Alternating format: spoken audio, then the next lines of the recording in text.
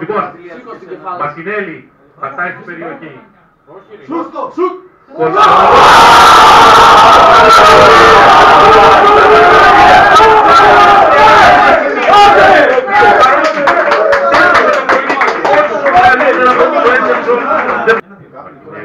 Γκάμπριελ πάλι. Και πάλι Μαρτινέλη. Πάρτο!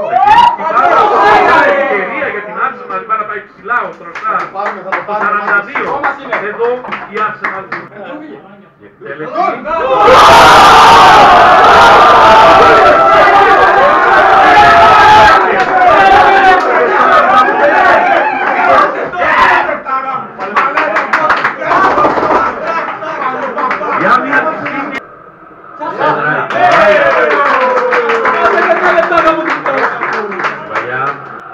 Κεφαλιά είναι με πάσα, αλλά η άμυνα της Arsenal δεν διώχνει, πέφτει